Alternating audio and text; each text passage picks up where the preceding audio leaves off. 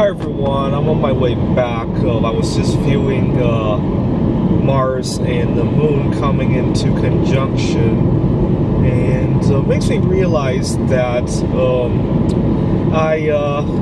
maybe I should diversify some of my interests and learn a foreign language, especially Spanish, because of a situation I had at work. I came out here in the mountains to view outer space and taking my mind off of a difficult situation I have at work. I have a coworker who is constantly complaining about me leaving a mess behind, even though it's not me. He's a janitor, and I did leave one mess behind because I was eating in the break area when somebody with a strong perfume came in, and I had to quickly evacuate the area. I have allergies, and I was hoping to come back to clean it, but I didn't get a chance to. I got interrupted with someone else, and I apologized for it. And the problem is that this particular janitor who was upset about me, Spanish is his native language, and when I tried to explain in English that I have this sensitivity to the perfume, he thought that was joking, and he doesn't understand what an allergy is or a sensitivity is, and he just thinks I'm making excuses. And okay, that's fine. I tried to square it away with him. Problem is that the people he told also speak Spanish, and so I couldn't get a good solution to that. I just apologized, promised to keep clean, and I briefly spoke to the person who had the strong perfume, and she apologized as well, and she speaks English perfectly. And then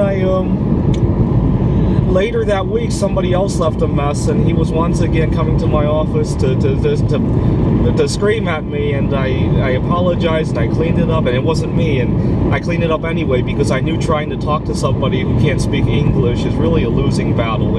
It's only going to cause me to get more frustrated, and if I get more frustrated, I'm going to make a fool of myself more. And unfortunately, again, I went to talk to the people he had complained to, and couldn't get it across either.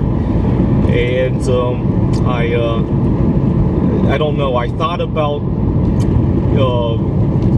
trying to put it into Google Translate. That didn't seem too right either, because that sounds like I'm trying to make fun of this person for not speaking English. I still think I should probably get through with it with English, or alternatively, I could learn Spanish myself, and then we could be close friends and speak it. And every time I get into one of these inconveniences, it drives me to want to learn a foreign language, and unfortunately it comes and goes. I had another time when I wanted to learn Japanese. I had a conference in Japan 6 years ago now, 6 years ago now. And I don't know if Japan is just not very friendly to tourists, but going to a subway station in Japan is just a huge nightmare if you don't speak or read Japanese. And you end up going to Google Maps and writing down the Japanese characters just so you can have something to compare against. And if you can't find it, you're out of luck, because most people there won't speak very much English. And especially if you're copying it down from somewhere, they won't be able to read your Japanese writing. You know, Japanese are very elegant with their writing. I've run into all that. I really like going to Japan, and it's not about learning Japanese, of course.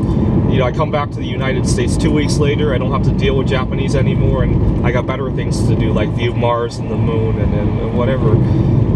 Okay, 3 years ago I was in, or was it, 2.5 years ago I was in Warsaw, Poland, when I had met a girl there, and she doesn't speak English, but we still hit it off, even though we were only there in the hotel together, in the hostel together for 3 nights, and finally I know it's crazy, but we kissed. It was the fastest I've ever kissed a girl since knowing her. It was within 3 days. And unfortunately, language barriers. You know, we tried to communicate a little bit. It didn't go very far, but we sort of figured out that we were interested in each other. It's kind of funny how body language can cross any sort of barrier like that.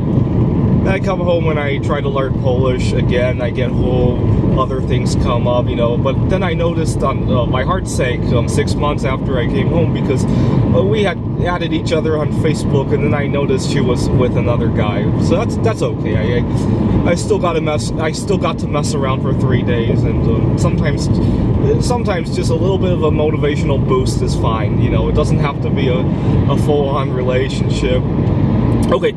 But I think this time Spanish, I'm really going to take it seriously because this is somebody I have to work with, who's going to constantly make noise. Who knows what he's going through. It looks like he might be going through a midlife crisis, just given his age.